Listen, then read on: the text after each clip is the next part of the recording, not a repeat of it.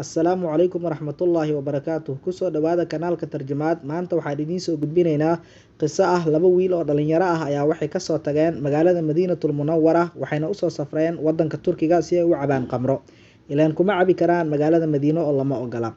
Markii ay khamrada ay soo gateen ay yimaadeen hoteelada ka mid ah oo dadkii hoteelkan ay ogaadeen labadan qofood inay ka yimaadeen magaalada Madiino oo ah magaaladii Rasuulka sallallahu calayhi wasallam, dadkii falcelintooda sidee ay noqotay. Aan idiin kala baxo qisadan ka hor intaynan qisadan bilaabin. Ka mid noqo asxaabta ku xiran kanaalkan Tarjumaad.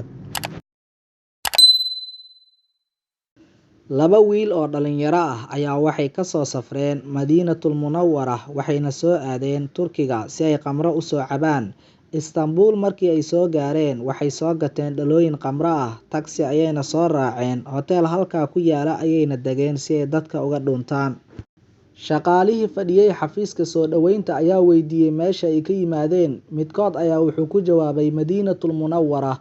Shaqaalihiina aad ay u farxay, qolkii beddelkiisana wuxuu siiyey qayb dhan asagoo karaameynaya Rasuulka sallallahu calayhi wasallam iyo jacayl oo u qaba darteeda dadka degan magaalada Madiina. Labadii wiil aad ay u farxeen, habeenkii oo dhanna waa ay soo jeedeen ayagoo khamriga iska cabaya. Midkood ayaa aad u sarqaamay halka midka kale uu wax yar kadib soo miirsanayay.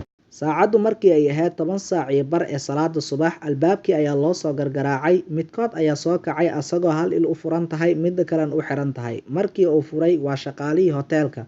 Wuxuu yidhi imaamkeena waa uu diiday in salaada uu naga bixiyo maadaama uu ogaaday inaad ka imaateen magaalada Madiino.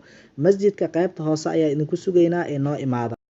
Hadalkii ayuu ka naxay, saaxiibkiisa ayuu kiciyay. Wuxuu yidhi war Qur'aan ma xifdisan tahay? Wuxuu dhahay war imaam ma noqon karo. Ayagoo fadhiyo ka fikiraya sidee arrintan uga baxsan lahaayeen ayaa albaabkii mar kale waxaa soo gargaraacay shaqaalihii hoteelka. Masjidka ayaa idinku sugaynaa, soo dhaqsada salaada inta aysan tegin. Barkada ayay kusoo qubaysteen. Hoos markii ay usoo degeen oo masjidka ay soo galeen, masjidkii oo dhan waa la wada buuxaa. Waxaadba u malaysaa salaad jumco inay tahay. Midkood ayaa hormaray oo imaam noqday. Salaadii markii uu xirtay uu dhahay alxamdulillaahi rabbil caalamiin. Dadkii masjidka joogay oo dhan waa ay wada ooyeen. Waxay soo xasuusteen masjidkii Rasuulka sallallahu calayhi wasallam. Asagiina waa uu la ooyay. Faatixada kadib labadii ragcadood wuxuu ku akhriyay suuratul Ikhlaas, waayo Qur'aan kale ma uusan xifdisanayn. Salaadii kadib dadkii ayaa waxay bilaabeen inay salaamaan labadii wiil ee dhalinyarada ahaa. Arrintaana waxay sabab u ahayd labadan wiil inay soo hanuunaan oo Ilaahay uu ku soo hanuuniyo.